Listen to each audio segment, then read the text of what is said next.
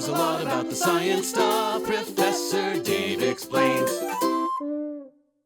With some basic information covered, the next few tutorials in this series will give us an overview of the forces and symmetries that make up the Standard Model. Through understanding these forces and symmetries, we will gain an appreciation for the ways that particles can interact with each other, as well as the way that their behavior can be studied, to uncover fundamental truths about our universe. In the words of Steven Weinberg, a Nobel Prize-winning theoretical physicist, the universe is an enormous direct product of representations of symmetry groups. Let's learn about what that means.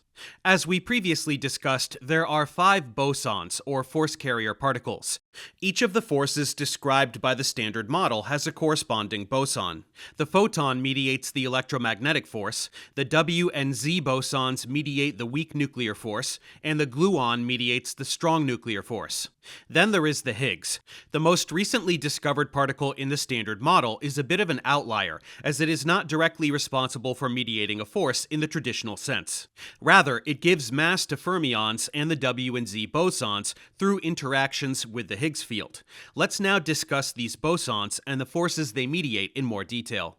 The interactions that mediate forces or generate particle mass arise from underlying fundamental symmetries. Symmetry is one of the most important and powerful concepts in all of physics.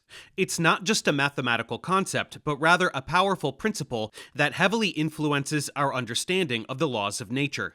In 1917, Emmy Noether famously identified that every continuous symmetry of a system corresponds to a conservation law. Her idea, known as Noether's theorem, is widely regarded as one of the most important in all of physics. This theorem provides a framework to explain symmetries in a more physical sense. For example, the symmetry of spatial translation, which means that moving a system around doesn't change the physics of the system, directly results in the conservation of momentum within that system. Additionally, the idea of time translation symmetry, which means that shifting time forward or backward doesn't change the laws of physics, enforces that energy must be conserved within a system. Conservation of energy and momentum are two extremely valuable conservation laws that underpin a lot of fascinating physics, and Noether's theorem tells us that these come directly from symmetries. This means that symmetries must be pretty important. Another important concept related to symmetries is called gauge symmetry. Gauge symmetry is the idea that if a certain transformation is applied on a system, called a gauge transformation, the system is unchanged. This allows for different gauges to be selected that are all perfectly valid for the system. However, as Matt Schwartz says in his Quantum Field Theory and the Standard Model textbook, gauge invariance is not physical, it is not observable, and is not a symmetry of nature. Most physicists think of gauge symmetry as a redundancy that appears in the way we write equations, rather than a real symmetry. So unlike other symmetries, where a transformation would leave the system dynamics unchanged, but modify the state or observables, a gauge transformation physically does nothing. Even so, it is a very useful concept to understand and necessary for learning the Standard Model. Say we have a field psi of x that is invariant under rotation. That is, the field will be unchanged if it is rotated in the complex plane by an angle theta, not a rotation in physical space. We can apply a gauge transformation where we multiply psi of x by e to the I times theta of x. What we can measure and observe will be unchanged by this gauge transformation, implying a gauge symmetry of rotation around the complex plane. This is known as U1 symmetry, and it is the underlying symmetry of electromagnetism. It's also what is known as a local symmetry, because theta is a function of x. This means the transformation can vary from point to point, or theta can take a different value at each position in spacetime. If theta were constant everywhere, the symmetry would be global instead. In the case of electromagnetism, the global gauge symmetry corresponds to electric charge conservation. Another way to think about gauge symmetry is as follows. The electric field E is defined as the negative gradient of some electric scalar potential phi, plus the derivative of some magnetic vector potential A with respect to time. This implies that if we were to add some scalar quantity to A, the electric field would be unchanged, because the derivative with respect to time of A would be unchanged by that scalar addition. This means we can choose any gauge of A plus a scalar without changing the electric field. This is an example of a gauge symmetry of the electric field. Other gauge symmetries that are important in the Standard Model are SU2 for the weak interaction and SU3 for the strong interaction. The gauge group known as SU3 times SU2 times U1 defines the full symmetry of the Standard Model. The reasoning behind the naming convention of these gauge symmetries lies in the matrices that can represent these gauge transformations, but that goes beyond the scope of this tutorial. However, this shows that symmetry is fundamental to the way that forces, and therefore bosons, are defined within the Standard Model. We're now going to discuss a few more symmetries that commonly appear within physics. These are known as the discrete symmetries. If a process is unchanged by every particle in that process being replaced by their corresponding antiparticle, thus flipping all the charges, it is said to be a process that has charge conjugation symmetry, abbreviated as C.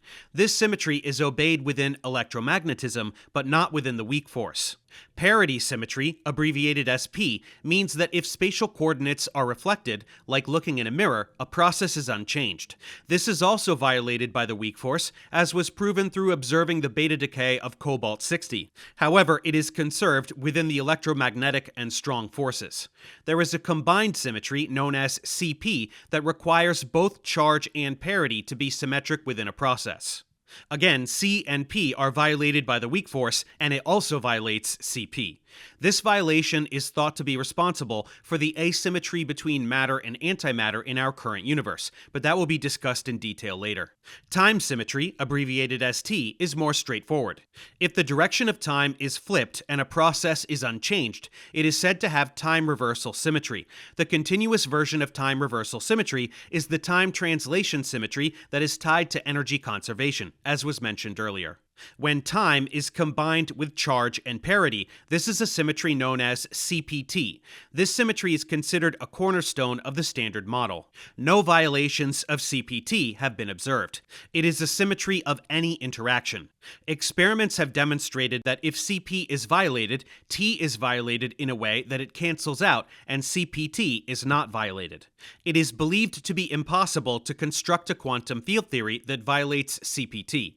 However, there are ongoing tests that are attempting to observe violation of CPT. An observation of that would force scientists to seriously rethink some major components of the Standard Model. Another interesting consequence of parity symmetry within physics is that mathematical objects can be defined using it. A scalar is a quantity unchanged by a parity flip, or A of x equals A of negative x. A pseudoscalar's sign flips when parity flips, or A of x equals negative A of negative x. A vector's sign flips when parity flips, or V of x equals negative V of negative x. Finally, an axial vector, also known as a pseudovector, is unchanged by a parity flip, or V of x equals V of negative x. To close off this tutorial on symmetries, let's discuss a few more symmetries that you should keep in mind as we move through the series. You've heard of spin, a quantum property related to angular momentum. We're used to thinking of spin as a kind of intrinsic angular momentum that a particle has, even if it isn't literally spinning in space. But in quantum field theory, spin comes from symmetries. The Standard Model is built on the principle of Lorentz invariance. This invariance comes from Einstein's reworking of gravitation, and it means the laws of physics have to look the same to all observers, regardless of how fast they're moving or in which direction. The group of transformations that corresponds to this symmetry is called the Lorentz group. When you classify all the possible types of particles allowed by this Lorentz invariance, you find that each one is labeled by a number that describes how it transforms under Lorentz transformations. That number is what we call spin. So to put it simply, spin is a label that tells us how a particle responds to fundamental symmetries. There are other spin-like symmetries. Isospin was originally introduced to explain a puzzle in nuclear physics. Protons and neutrons are not the same particle. One is charged, the other is neutral. However, they behave almost identically under the strong force. To account for this, physicists proposed that protons and neutrons are just two states of a more fundamental object, which they called a nucleon. Isospin treats this like a kind of symmetry, similar to how spin treats up and down states. The proton has I equals 1/2, or isospin up, and the neutron has I equals -1/2, or isospin down. This is an approximate symmetry that holds well within strong interactions. However, other particles have isospin values. Another important quantity, hypercharge, is a quantum number that accounts for isospin, electric charge, and flavor. All of these symmetries are essential parts of formulating the theories behind electrodynamics, chromodynamics, and the weak interaction that we'll discuss over the next few tutorials. So let's move forward and check out QED next. Thanks for watching. Subscribe to my channel for more tutorials. Support me on Patreon so I can keep making content. And as always, feel free to email me, ProfessorDaveExplains@gmail.com.